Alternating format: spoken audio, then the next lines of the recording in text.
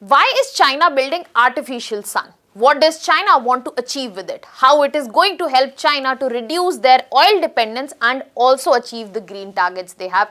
And most importantly, where does this leave China in the global order that we have at present? So what we are looking at today is far bigger achievement because China stands one step closer to getting their own artificial sun. Hello everyone, welcome to Vajiram and Ravi's Flash News. My name is Shubhangi Singh and in today's session we are going to understand that what exactly is artificial sun, why China is making it, how it helps China and then how it places China in a strategically newer position when we are looking at the global order. So as of now the news is in front of us that China has completed almost 582 ton big magnet, which is a very important step in creating artificial sun. And this magnet that has been created, that happens to be one of the largest magnets present on Earth. Now, to understand this better, we have to look into the whole concept of what exactly is an artificial sun before we try to understand that what China is trying to do with it. So, you don't have to think that China is creating altogether a new sun. Rather, what China is trying to create is a reactor. Now, what kind of reactor we are talking? We are talking about a nuclear fusion reactor. So when we are talking about the name artificial sun, it comes because we are looking at the process of nuclear fusion which is responsible and which is present in sun. When we are talking about sun is a gigantic ball of hydrogen. How does it sustain its energy? It uses the process of nuclear fusion where hydrogen atoms come together and they are responsible for formation of helium, plasma and energy. How are they responsible for? Because the temperature is so high and this fusion is responsible for creating vast bursts of energy as well. So this process is what China is trying to replicate and that is why we are calling it as artificial sun. Now, many of you here might be confusing between nuclear fission and fusion. Let us have a fair clarity on that also because when we are talking about fusion, we are bringing things together. So, what we are bringing here? We are joining two or more lighter atoms. In this context, we have hydrogen, which with temperature leads to formation of helium. And when we are talking about fission, what we are seeing? That a larger atom is split into smaller ones. So when we are talking about our nuclear reactors, we are dependent on the physical process of nuclear fission.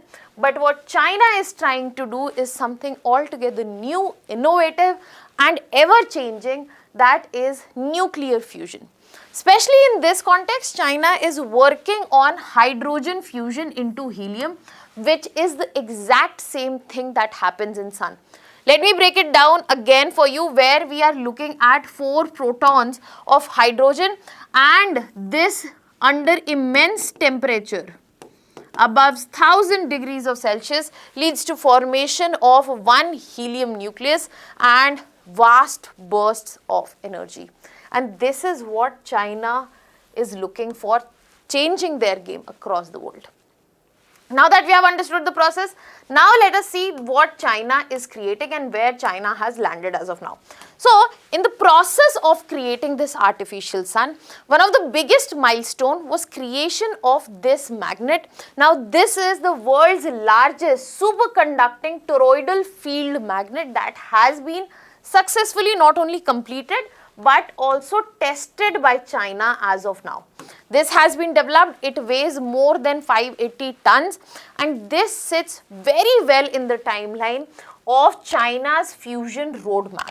So what is the roadmap? So when we are looking at the roadmap, China aims that by 2027, they will have burning plasma Tokamak ready. Another big project, big milestone when we are looking at fusion reactor. First time fusion electricity they are expecting by 2030 and first demonstration reactor comes into the picture by 2040. Given this roadmap where they have to put burning plasma tokamak in picture in the next year itself, this is a huge step.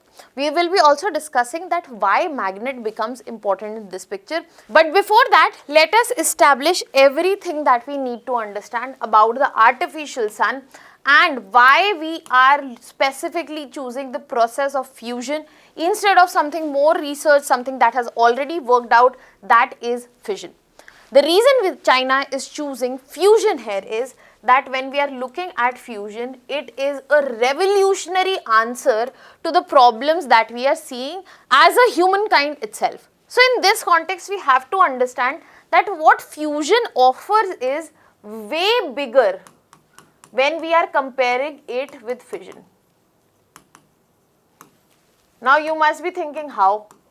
So let's break that down. Because when we are talking about fusion, once this whole process and the reactor is cracked, generation of electricity, and finally the reactor is functional and tested, what we are looking at first is no carbon emission at all, of any kind.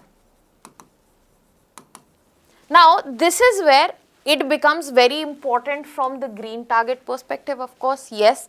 But how it is going to benefit the humankind that I was just claiming? First, of course, it is going to benefit China because this creates literally limitless amount of energy.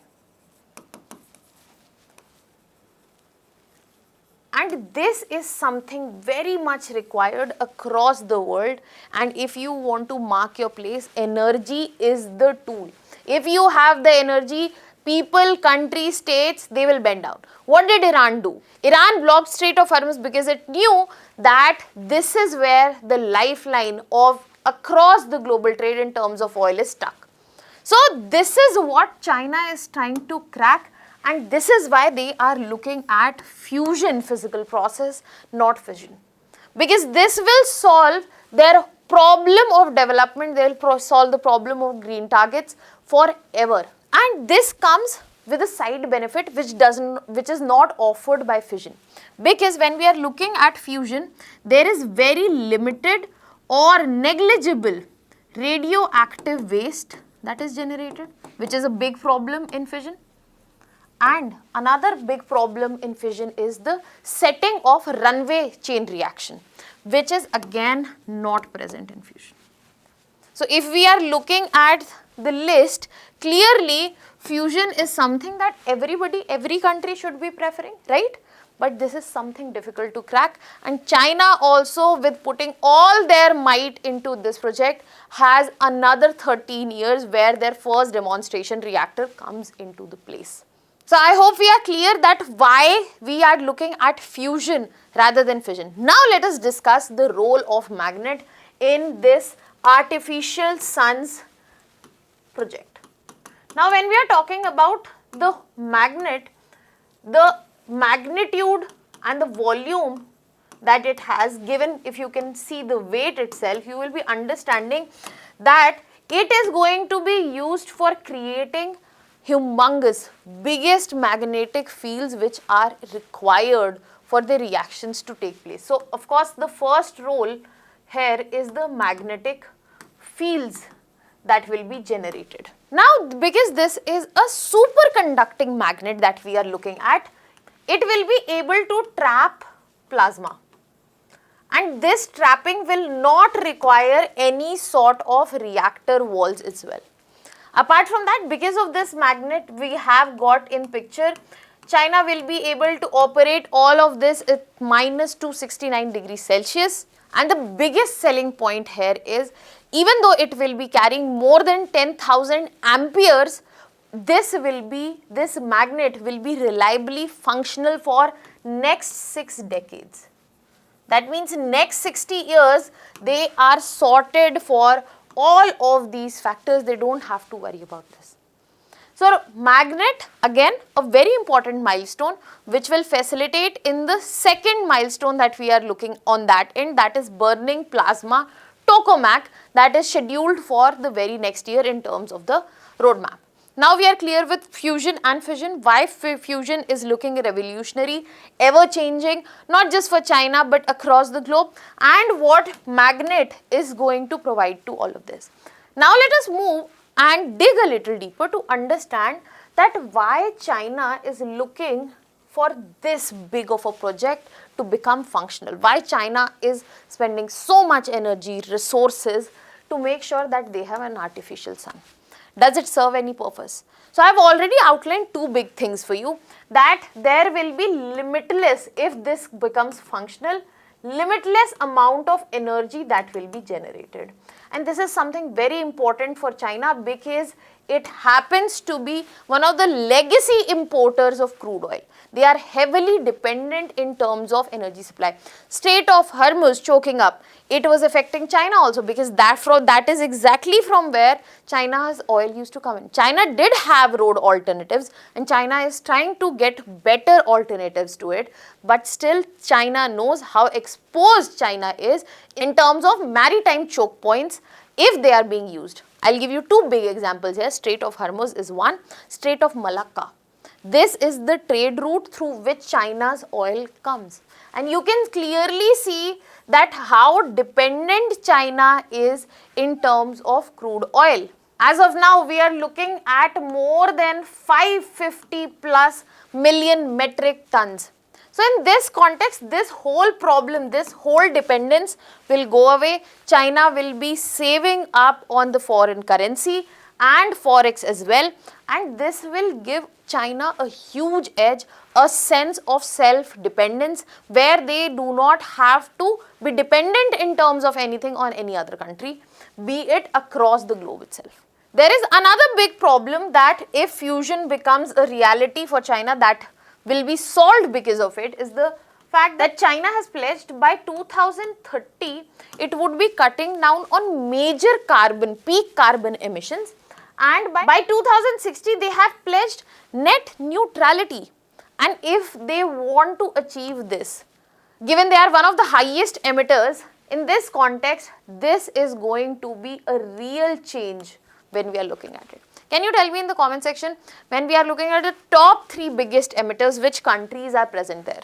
Apart from that, when China is trying to be the manufacturing giant, the main point when we are looking at the silicon chips, AI centers and more, this is where we are seeing that there is rising electricity demand as well. If China wants to continue on that, that has to be fulfilled, and again fusion comes as a perfect answer right here. And then we have to understand that when we are looking at fusion technology, it is something that we understand that is a little far-fetched, but it is not. It is going to be the next technological revolution after the space race, after artificial intelligence, after quantum computing. So leadership in fusion reactors, that means China will ensure that they have long-term technological dominance, for which as of now US and China are fighting. So this seems like a big win situation once this artificial sun comes into the picture for China, and that is why fusion is revolutionary.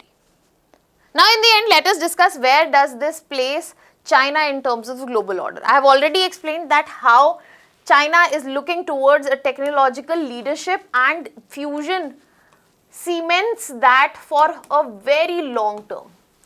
Fusion success also will bring manufacturing strength for China, because then this will be the hub to understand the fusion technology, be it the paths, be it the technology, how energy diplomacy can unfold from there. And we will be seeing that there will be a huge economic impact, because this can easily define next industrial revolution, and that might be happening in China. Now my question to you here is, what do you think where India is situated in this context? Because most of the time we love to draw parallels with China. But when we are looking at something as huge as artificial sun being created, how do we compare this analogy? Why do you think India is not there? What are the things that are favorable for China in this situation? And why do you think all of this is unfolding? Let me know in the comment section what are your thoughts on this. I'll be leaving you here with the prelims practice question. But before that, I also want to give a basic differentiation between nuclear fission and fusion. You can take a screenshot here. This is something basic concept. It is going to help you to understand. And now these are the two questions. So I am trying to bring in more and more questions every day so that you are able to connect the topic and understand that how questions around them can be asked. I'll be waiting for your answers in the comment section. I hope you can see the questions, both of them. Let me know the answer in the comment section. That was all from my side. Thank you so much.